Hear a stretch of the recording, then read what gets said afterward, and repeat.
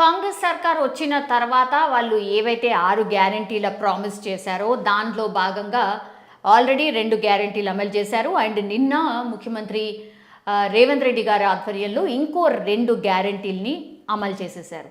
So దీనికి సంబంధించి మార్గదర్శకాలు అయితే చాలా వరకు గవర్నమెంట్ చెప్పే ప్రయత్నం చేసింది. కానీ ఈరోజు అఫీషియల్గానే కాంగ్రెస్కి సంబంధించిన వాళ్ళ వెబ్సైట్లోనే మార్గదర్శకాలు ఏంటి అంటే 500 గ్యాస్ సిలిండర్ ఎవరికైతే వస్తుందో దానికి సంబంధించిన మార్గదర్శకాలు ఏంటి, దెన్ 200 యూనిట్ల ఉచిత విద్యుత్ ఏదైతే ఉందో దానికి సంబంధించిన మార్గదర్శకాలు ఏంటి అనేది క్లియర్ కట్గా మెన్షన్ చేస్తూ వాళ్ళ వెబ్సైట్లోనే పెట్టడం జరిగింది. సో ఒక్కసారి నేను మహాలక్ష్మి పథకంలో భాగంగా ఎల్పిజి పథకం మార్గదర్శకాలు ఏంటి అనేది చెప్పే ప్రయత్నం చేయబోతున్నాను. తెలంగాణ ప్రభుత్వం కేవలం 500 రూపాయలకే ఎల్పిజి సిలిండర్ను అందించేందుకు మహాలక్ష్మి పథకాన్ని అయితే తీసుకొచ్చింది.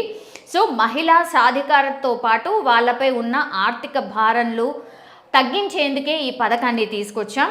సో కట్టెల పొయ్యిల కాలుష్యం నుంచి మహిళలను విముక్తి చేయడానికే ఈ పథకాన్ని తీసుకొచ్చాం. అండ్ కేంద్రం లేదా రాష్ట్ర ప్రభుత్వం జారీ చేసినటువంటి రేషన్ కార్డ్ ఏదైతే ఉంటుందో దాని ప్రామాణికంగానే ఈ పథకాన్ని అమలు చేయబోతున్నాం. అండ్ దానికి తగ్గట్టుగానే ప్రస్తుతం ఎల్పిజి గ్యాస్ గృహ వినియోగదారులందరూ కూడా ఈ పథకానికి అర్హులు కాబోతున్నారు. అంటే రేషన్ కార్డ్ ప్రామాణికంగానే ఈ పథకాన్ని అమలు చేయబోతున్నామని క్లియర్ కట్గా మెన్షన్ చేయడం జరిగింది. అండ్ ప్రజాపాలన కార్యక్రమంలో దరఖాస్తు చేసిన కుటుంబాలకు మహాలక్ష్మి పథకం యొక్క ప్రయోజనాలు కల్పించబోతున్నాం. అంటే ప్రజాపాలనలో దరఖాస్తులు స్వీకరించేటప్పుడు అందులో ఒకవేళ మాకు ఈ పథకం కావాలి అని మీరు మెన్షన్ చేసి ఉంటే మీరు డెఫినెట్లీ అర్హులు అవుతారు. దెన్ గడిచిన 3 సంవత్సరాల్లో ఆ కుటుంబం వినియోగించిన ఎల్పిజి సిలిండర్ల సగటున ప్రాతిపదికగా సబ్సిడీ సిలిండర్లకు పరిమితి ఉంటుంది. ఈ 3 సంవత్సరాల్లో ఒక ఫ్యామిలీలో గ్యాస్ సిలిండర్ కనెక్షన్ ఎవరికైనా ఉన్నా సరే, ఇఫ్ సపోజ్ ఫ్యామిలీలో ఒక 4 ఉన్నారనుకోండి, ఒక కుటుంబంలో 4 ఉన్నారు, వాళ్ళకి గ్యాస్ కనెక్షన్ ఉంది. సో వాళ్ళు సంవత్సరంలో 5 సిలిండర్లు, ఇంకో సంవత్సరంలో 6 సిలిండర్లు, ఇంకో సంవత్సరంలో 6-7 సిలిండర్లు ఒకవేళ వాడుంటే ఇన్ అండ్ యావరేజ్ తీసుకొని 5-6 సిలిండర్లు ప్రతి సంవత్సరం సబ్సిడీ కింద అందించబోతున్నారు. సో 3 సంవత్సరాలని ప్రామాణికంగా తీసుకుంది. అంటే ఇప్పుడు 2024 ఇప్పుడు ఫిబ్రవరి నుంచి దీన్ని అమలు చేద్దాం అనుకుంటున్నారు. కాబట్టి 2024 అంటే 2023, 2022 అండ్ 2021 అంటే 2021 ఫిబ్రవరి నుంచి 2024 ఫిబ్రవరి వరకు మీరు ఎన్నైతే సిలిండర్స్ వాడారో దాని ప్రాతిపదికంగా 3 ఏళ్ల నుంచి మీరు ఎన్ని సిలిండర్స్ వాడుతున్నారు. ఒక్కొక్క ఫ్యామిలీ డిఫరెంట్గా వాడుతుండొచ్చు. మేబీ ఒక ఫ్యామిలీ 9 సిలిండర్లు కూడా వాడచ్చు.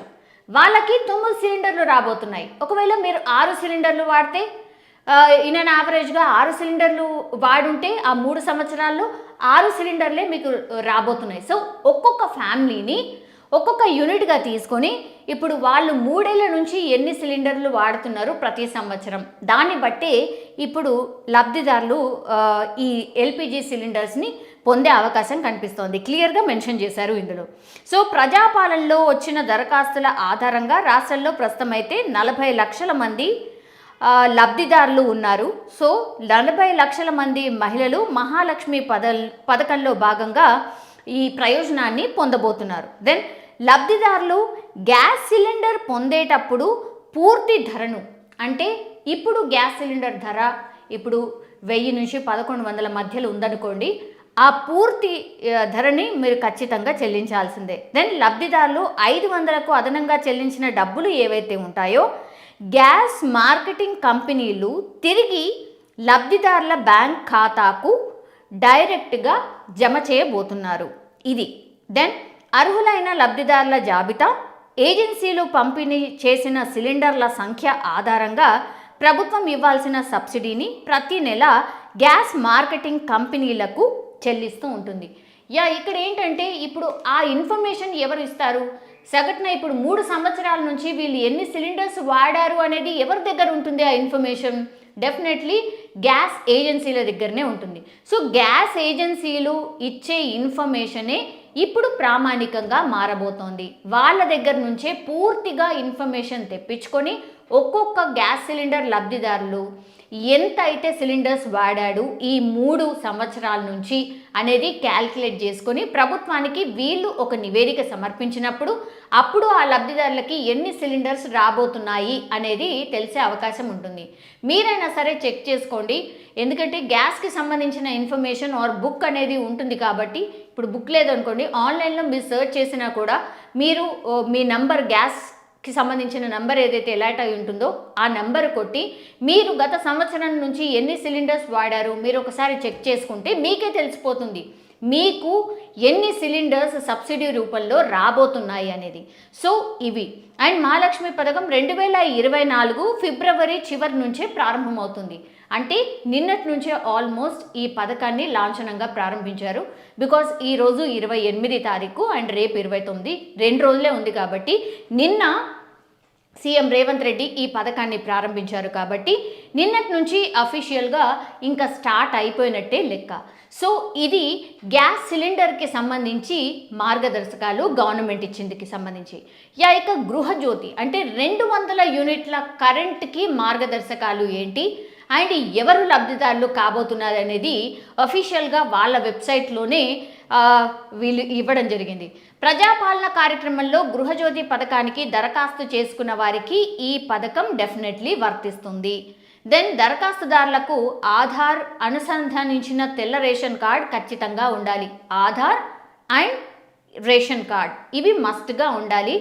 ఖచ్చితంగా ఈ మన బిల్కి ఖచ్చితంగా ఇవి అటాచ్ అయి ఉండాలి. సంబంధిత గృహ విద్యుత్ కనెక్షన్ నెంబర్ కూడా ఉండాలి. అంటే మన మీటర్కి నెంబర్ ఉంటుంది కదా, ఆ నెంబర్కి ration card and Aadhaar card link up అయి ఉండాలి.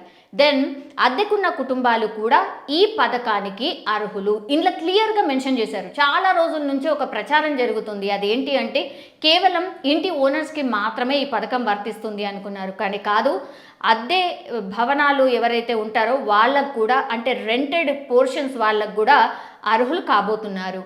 దెన్ ఈ పథకం ద్వారా గృహ విద్యుత్ కనెక్షన్పై నెలకు 200 యూనిట్ల ఉచిత విద్యుత్ సదుపాయం అమలు కాబోతోంది. 200 యూనిట్ల వరకు విద్యుత్ వినియోగించే అర్హత కలిగిన కుటుంబాలన్నీ ఈ నెలలో 0 బిల్కు అందుకోబోతున్నాయి. సో ఈ నెల అంటే ఫిబ్రవరి నెల నుంచి ఆల్మోస్ట్ మీరు కరెంటు బిల్లు చెల్లించాల్సిన అవసరం లేదు.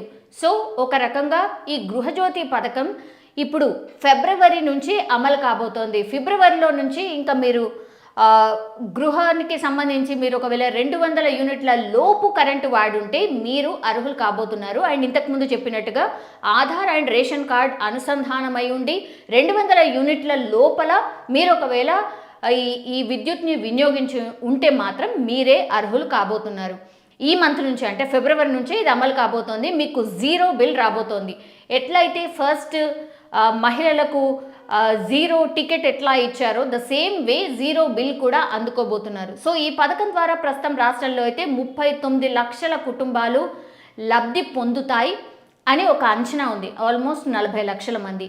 అంటే ఇప్పుడు మనం ఇంతకుముందు మాట్లాడుకున్నట్టుగా 40 లక్షల కుటుంబాలు ఈవెన్ గ్యాస్కి అర్హులే ఉన్నారు. అగైన్ దీనికి కూడా 40 లక్షల కుటుంబాలే అర్హులుగా ఉన్నారు. సో ప్రజాపాలనలో దరఖాస్తు చేసుకున్న వారిలో తెల్ల రేషన్ కార్డ్, ఆధార్ కార్డ్తో పాటు గృహ విద్యుత్ కనెక్షన్ నెంబర్తో పూర్తి వివరాలు సమర్పించిన కుటుంబాలన్నీ ఈ ప్రయోజనాన్ని అందుకుంటాయి. అండ్ దెన్ 2024 మార్చి నుంచి లబ్ధిదారులకు 0 బిల్లు జారీ చేస్తారు. అంటే ఫిబ్రవరి నెలలో మీరు ఏదైతే విద్యుత్ని వాడారో అవి కట్టాల్సిన అవసరం లేదు. మార్చి నుంచి ఈ పథకం అమలు కాబోతోంది. సో అర్హతలుండి 0 బిల్ రాని కుటుంబాలు అనుసరించాల్సిన పద్ధతులు, మీకు అన్ని అర్హతలు ఉన్నాయి, దెన్ 0 బిల్లులు మీకు అయినా కూడా రాలేదు. సో వాళ్ళు ఏం చేయాలి అనేది కూడా ఇక్కడ మెన్షన్ చేశారు. అర్హతలు ఉన్నప్పటికీ 0 బిల్ పొందని గృహ వినియోగదారులు తిరిగి దరఖాస్తు చేసుకునే సదుపాయం కల్పిస్తున్నాం. మండల ఆఫీస్ లేదా మున్సిపల్ కార్యాలయాల్లో గృహజ్యోతి కోసం దరఖాస్తు చేసుకోవాలి.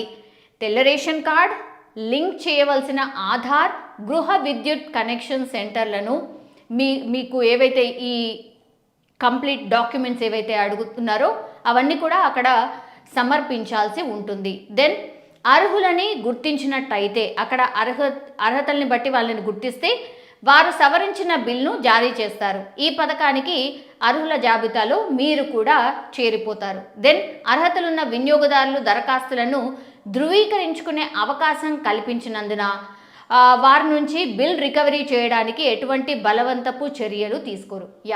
ఇప్పుడు ఫిబ్రవరి బిల్లే కట్టనవసరం లేదు, మీకు మార్చి నుంచి 0 బిల్ అంటున్నారు.